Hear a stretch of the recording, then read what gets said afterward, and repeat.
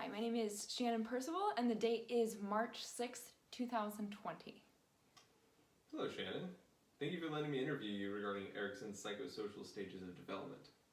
The purpose of this interview is for you to demonstrate your understanding of the theory and how the theory applies to you and students you currently teach or plan to teach. Imagine I have never heard of Erikson's theory of psychosocial development. Briefly explain salient features of Erikson's theory of psychosocial development. What is the source of this information? Sure. So the source of my information is from Slavin's Educational Psychology. Erikson's theory of psychosocial development is 8 different stages that a human goes through as they develop through their life, defined each one by a psychosocial crisis which the person needs to overcome in order to move to the next stage. And while the stages are loosely defined by an age range, they are more defined by the stage at which you overcome that obstacle. All right. At what stage of development do you see yourself in now? And why do you think so? So I actually see myself in between stages 6 and 7. So stage 6 is generativity versus, Stage 6 is intimacy versus isolation, and stage 7 is generativity versus self-absorption. Young adults tend to fall into the intimacy versus isolation struggle, and the crisis there is looking for someone who will be an intimate life partner. As someone who's married, I feel like I've already overcome this crisis. I'm not isolated and I'm in a very healthy long-term relationship, so I feel like I've successfully overcome that crisis. Even though technically as someone who's 26 years old, I would fall under the young adult categorization. The next stage, stage 7, is generativity versus self-absorption, and that is defined by wanting to pass on your wisdom to the next generation. For many people, this is defined by parenting and wanting to have a child. I'm still kind of reaching that point. I don't have children yet, but I plan to in the next couple of years. But currently, my way of beginning to overcome that crisis is by pursuing my teaching credential.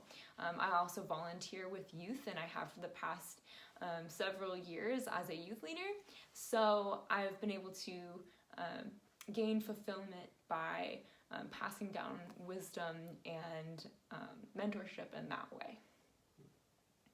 Explain how being at this stage of development may influence your behavior and outlook in your classroom. And on what do you base this explanation? Yeah, so I'm in between 2 stages, and I feel like when I was younger and really wrestling with the crises of intimacy and wanting to seek relationships, I fell more into desiring to have a sibling role with my students that I worked with, and wanting to be liked by them and wanting them to feel like I was their friend, whereas now I have an easier time falling into a mentorship role where I take what they say a lot less personally. I am able to give them wisdom without worrying what they'll think about me. I see myself more as an authority rather than a friend with influence.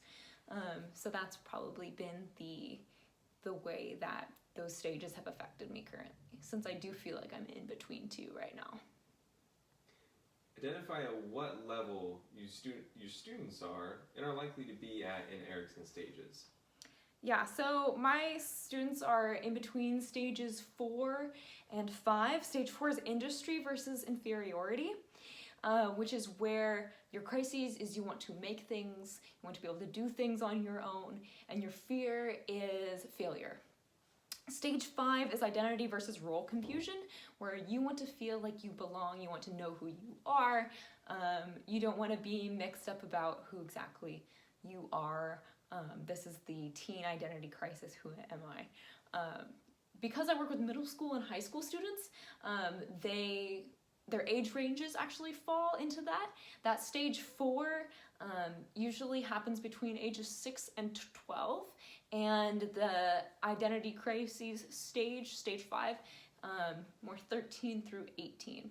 So while the majority of my kids would fall into that identity crises stage 5, I do have kids that fall into that elementary school CADE.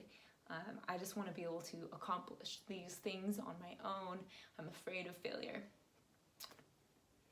Explain how being at this stage of development may influence their behavior and outlook in your classroom. And on what do you base this explanation? Yeah, so I've found that criticism can either have no effect or a great effect. For example, I'll have one kid who, if I say something like offer help on their math, where I point out, hey, I noticed you're struggling on this, no issue at all, because it's not tied to their identity. Where something as simple as dress coding a student can trigger them immensely, because they're afraid that if they're not able to dress a certain way, they're not going to be able to express themselves, and they're not going to be able to identify with the clique they want to see themselves as, or certain criticisms or certain expectations of them that relate to identity are a lot more sensitive. You still have kids that struggle a lot with those stage 4 crises, where they want to be able to overcome and do things themselves, and they're afraid of failure. So there's still that going on. I honestly believe that stage applies to people throughout life. That's an ongoing crisis. But I definitely see that struggle a lot more in middle school than in high school. What might be some disconnects between you and your students, keeping the differences in the 2 stages in mind? Yeah, when I was first starting out working with high schoolers, and I was in that stage 6, I really took a lot of their insults personally, because of my own desire to have relational bonds with them. I wanted to be liked. That may even been some like residual identity crises.